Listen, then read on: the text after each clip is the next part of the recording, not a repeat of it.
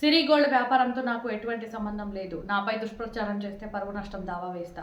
సిరి gold ఆరోపణలను తీవ్రంగా ఖండించిన నెల్లూరి కోటేశ్వరరావు. సిరి gold సంస్థ వ్యవహారంలో తనపై వస్తున్న ఆరోపణలను ఖమ్మం బీజేపీ జిల్లా అధ్యక్షుడు నెల్లూరి కోటేశ్వరరావు తీవ్రంగా ఖండించారు.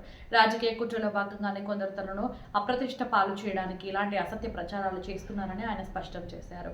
సిరి గోల్డ్ సంస్థతో తనకు గానీ తన పెట్టుబడులకు గానీ ఎలాంటి సంబంధం లేదని నెల్లూరి కోటేశ్వరరావు తేల్చి చెప్పారు. ఆ సంస్థలో తాను డబ్బులు వసూలు చేసినట్లు వస్తున్న వార్తలు పూర్తిగా నిరాధారమని ఆయన కొట్టిపారేశారు. రాజకీయంగా తనను ఎదుర్కోలేకనే కొంతమంది కావాలని బురద జల్లుతున్నారని ఆగ్రహం వ్యక్తం చేశారు. వాస్తవాలు తెలుసుకోకుండా అసత్య ఆరోపణలు చేస్తున్న వారిపై న్యాయపరమైన చర్యలు తీసుకుంటారని, త్వరలోనే పరువు నష్టం దావా వేయనున్నట్లు ఆయన హెచ్చరించారు. ప్రజలు ఇలాంటి తప్పుడు ప్రచారాలను నమ్మవద్దని ఈ సందర్భంగా నెల్లూరి కోటేశ్వరరావు విజ్ఞప్తి చేశారు.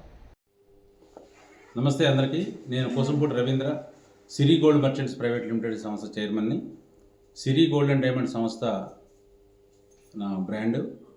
ఈ సంస్థ పేరుతోటి హైదరాబాద్లోని ఉప్పల్ బగాయత్లో 2023 మే 6వ తేదీ నుంచి ఒక private limited company office run చేస్తూ ప్రస్తుతం ఎల్బీ నగర్లో ఒక gold showroom, Siri gold and diamond షోరూమ్కి మనమే బిల్డింగ్ లీజుకి తీసుకొని రేపు మార్చి లేదా ఏప్రిల్లో షోరూమ్ ఓపెన్ చేయడానికి అవసరం ఏర్పాట్లు చేసుకుంటున్న సంస్థ నాది.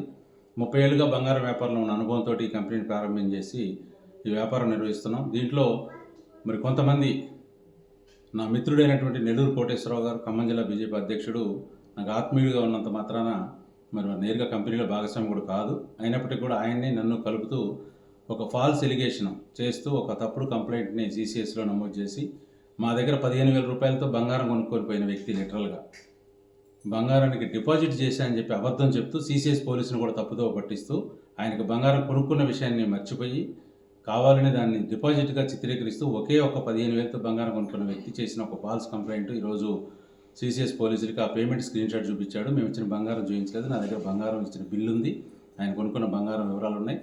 ఇవన్నీ కూడా తప్పుడు ఆరోపణలతోటి ఒక ఫాల్స్ కంప్లైంట్ ఇస్తే దాన్ని CCS పోలీసులు ఈ 15,000 ఆధారంతో ఒక కేసు నమోదు చేశారని చెప్పి దాన్ని మీడియాలో పెద్ద ఎత్తున ప్రచారం చేస్తూ ఈరోజు మా పైన బురద జల్లే ప్రయత్నం చేస్తున్నారు. ఇందులో అనేక రకాల యాంగిల్స్, రాజకీయ కుట్రలు కావచ్చు, వ్యాపార పరంగా నాకు గిట్టన వాళ్ళు చేసేటువంటి కుట్రలు కావచ్చు, అన్నీ ఇమిడి ఉన్నాయి.